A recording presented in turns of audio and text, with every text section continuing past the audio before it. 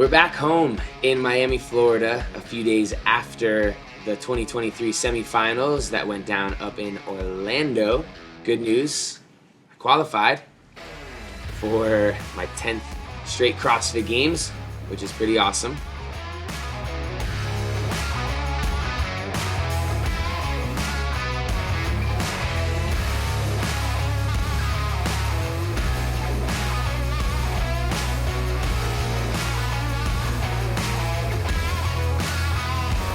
I was pretty anxious about this weekend. I think because I was putting a little bit of the pressure of this is my only opportunity to qualify for 10 games in a row. If it doesn't happen this weekend, it can never happen again, you know? It was something that had to be accomplished then and there. And I think all weekend subconsciously I was like, I need to do it, I need to do it, I need to do it.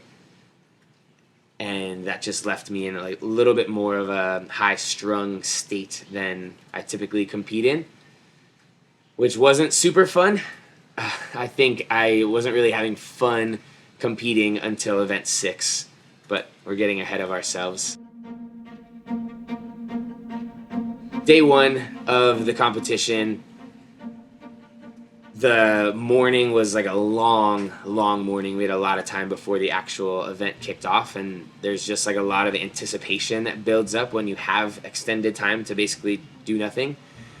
And when we finally started, that felt good, like a little bit of momentum, get the ball rolling.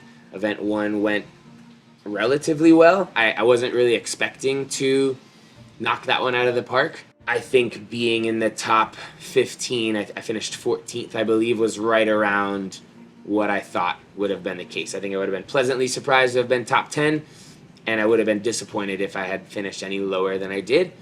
So it wasn't bad. I didn't make any major execution errors. I think I held the paces on the machines that I had anticipated and pulled the sled in a way that I was pleased with. But other than that, there was nothing incredibly notable about event 1, but it felt good to have the competition finally underway. Prior to event 2, I think I was the most nervous that I was before any of the other events, which a lot of people were surprised to hear. I think because ironically I tend to do pretty well with the gymnastics style movements and events, especially ring muscle ups. However, in the lead up to this competition, I really struggled with adapting to whatever technique changes I needed to make for the muscle ups with the ruck on. The way that I do my muscle ups without a ruck, I happen to turn over really aggressively and kind of slam my head down when I catch on the rings, and my feet tend to get up pretty high without any weight that I need to pull myself through with besides my own body. That's not really an issue. When you add 20 pounds to your back and you're trying to get through the rings, but you're kind of being blocked by your legs, it made it really hard to turn over. And in practice, multiple times I either got stuck and had to really fight through the reps, occasionally would miss and just fail a muscle up completely. And I think that made it almost even more frustrating, the fact that I traditionally am pretty good at muscle ups and I'm struggling on the muscle up workout that I should be doing well on. Going out to the floor for event 2, kept picturing worst case scenario things. And as a competitor, you try not to do that. You want to try to stay in a positive headspace, but just subconsciously my brain kept picturing me failing and taking the narrative so far as to imagining what I would say to my coach and to Joanne and everybody after the event on why it had gone poorly.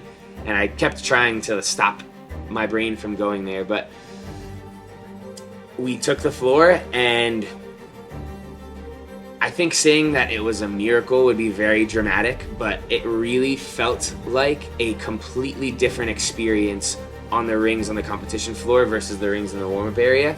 I don't know why that would have been.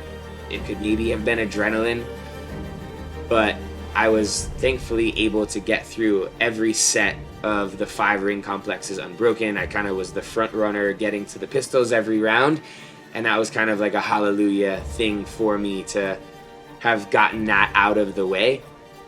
I was pretty conservative on the first couple rounds of burpees because I was so nervous about failing on the rings. But by the time I got that final set of the ring complex out of the way, I was able to really push the pace on that last set of burpees.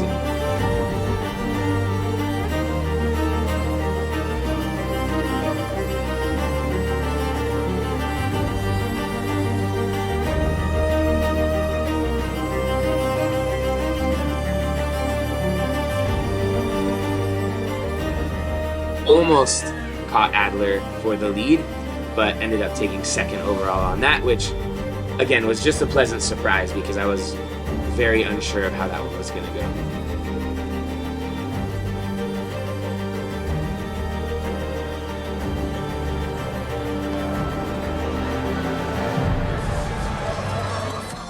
Oh, I'm pumped about that. So that went better than I hoped for. Very excited that was out of the way. Hi, baby. Mwah. Can I give you a kiss? Mwah. Why, I'm too sweaty? Where's no? No's here. Anything else? That's not going down.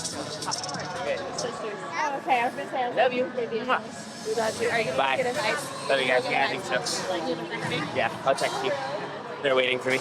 Love you guys. Good to see you. Oh, sit down, Steve. You're ready. No. Bye.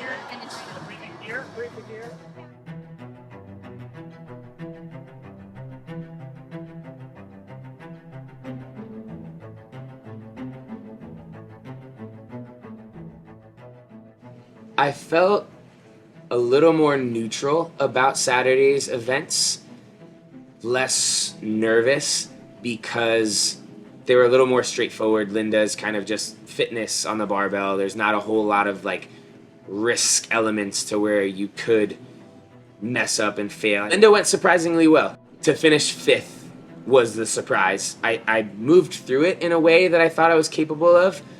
In fact, I was about 2 minutes faster on game day than in testing. The biggest adjustment there probably was being more comfortable with the dumbbell bench in multiple ways, how to pick them up and transition with them, just being able to, actually the way that I had my hands from practice to game day was different. When I practiced it, I went like hands parallel to my shoulders, and that's a little bit more chest, and I had trouble with that. I noticed in training that Annika had her hands almost the exact opposite, and she was doing kind of more of a tricep press. So I went somewhere in the middle a couple days before we went out to the competition, and it felt a lot better. And that was probably the biggest difference, that on game day I was able to do every set but the 9s intentionally unbroken. And I think that just saved me a good bit of time. The cleans were fine. They were all pretty quick, smooth singles. Ended up having a fun little sprint off at the very end with Mr. James Sprague, and just edged him out by 0.01 of a second or something like that, and finished 5th on that, which typically, like an only barbell strength biased workout, it's not gonna be my strong suit relative to a field of big guys, so I was happy to hang out in the top 5 on a workout like that. The snatch was a little nerve-wracking for me, but I wasn't planning on pushing my limits too hard there. I picked some safe numbers, which in hindsight, I maybe slightly regret because of how good it felt on the floor. I wish I would have had a little bit more like laxity in the situation to have adjusted my plan on the fly, because I hit 245, felt super easy. And that was the first lift that I had my hands on that barbell as well and felt the way that moved. And it was like a really, really nice, high quality Olympic lifting bar. So it felt way better than the warm-up area did. So I hit 245 crisp. Went up to 260, which was my plan. That also felt great. And I, in hindsight, wish I would have potentially gone to 275 at least. It's not a huge difference from the 270 that I ended up hitting, but 270 felt so easy that I think 275, even if it was a little harder, would have still been a make. 275 is a way cooler number, right? You got the 2 blues and the green, looks cooler, feels better. Would have bought me probably 5 more points on the leaderboard or 5 more spots on the leaderboard. Thankfully, that didn't end up impacting anything by the end of the weekend.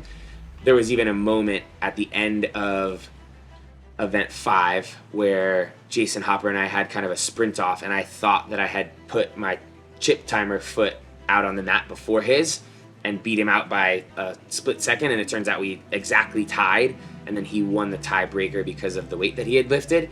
And I was really nervous that that 3-point difference there could have made a difference by the end of the weekend if I was on the verge of qualifying or not. Once again, thankfully, now we know that that had no impact at all, but in the moment I was very stressed. Going back into the warm-up area after both of those, I felt like I had executed well, like I was in a relatively good mood about that, and then I saw the leaderboard update, and I had gone from 4th overall to 8th overall, and that was a little bit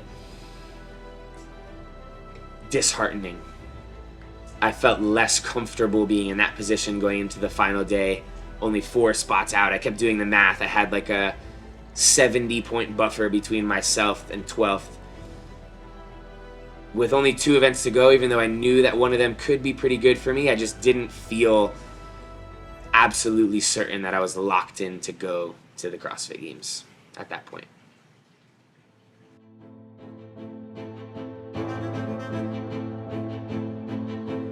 It's ironic that, similar to event 2, event 6 was probably the workout that I should have on paper done the best on, and I did, but prior to that event, I still just didn't feel like a very strong sense of confidence. It's one of the events, again, that like a little mistake can be incredibly costly if I were to lose my balance a little bit on the pirouette and step outside of the line, if I did a rope climb too soon or didn't grab the tape in the right place and got a no rep. Like, it just was one of the ones that made me a little bit anxious before starting. And then obviously as that one got going, the anxiousness went completely away and turned into euphoria, maybe would be the word. That was the most fun that I had all weekend long, was the back half of event 6. I put myself in a position where I was almost guaranteed the win at that point when I got on the rower and had a couple 100 meters ahead of the next guy, which happened to be my buddy Will Morad on my right. And because I knew I had it locked up, we had a huge group of our peak friends and family directly in front of me that were counting me down on my overhead squat reps, and I was just really having as much fun as possible, trying to soak it all in, waving to them and counting out loud with them on the squats at the end, and felt really good to cross the finish line and have a moment like that. It was kind of like a reminder of why I do what I do. Winning event 6, I thought was going to bump me up a bunch, and it moved me up 1 spot on the overall leaderboard. I went from 8th to 7th, but the point spread had widened a bit, and I think I had 94 points over the guy that was in 13th place. And so Max said to me before the final event, basically, you just have to finish the workout and you're going to the games, which was a nice feeling. Kind of allowed me to exhale and relax a little bit, take some of the stress off of the desperation to qualify feeling. I probably took that final workout at about 95% of what I maybe could have, because I knew the spot was locked up. And I'm not super ashamed to say that. I think I didn't cruise through it. Like, I still pushed it pretty hard, but I didn't fully send it to the point where I maybe would have needed to if I was right on the borderline of qualifying, because that's just a little more risky to do, right? If I had gone out in a blaze of glory and blew up and somehow took last place, maybe I could have fallen out of contention for qualifying, and it just was not worth it at that point. I basically just needed to get through it, feel good about that performance, and I did. Ran across the finish line. There happened to be a cooler right in front of my lane, and as I crossed the finish line with so much momentum, I kind of like had jumped up on the cooler almost unintentionally, and that just put me closer and higher with all of the people that were there cheering me on, and I felt like we got to kind of celebrate the qualification for the 10th CrossFit Games together in that moment, and I just like spread my arms and soaked it all in and gave them all a big thumbs up and air hug and all that, and rode off into the sunset. we're almost there, y'all. We've got one more stage left in the 2023 CrossFit Games season. You guys have been following along this long through the open, quarterfinals, now semifinals. We'll have a bunch of games prep videos up for you and hopefully something big and special for the CrossFit Games. Thank you for all of your love and support so far. Means the world to me. For real, for real. If there's anything that I can do for you to make my send-off feel even more special and impactful on you and the CrossFit community, please let me know, because I want to have as big of a positive impact as I can before I don't have the opportunity to do so anymore. Thank you. Love you. See ya.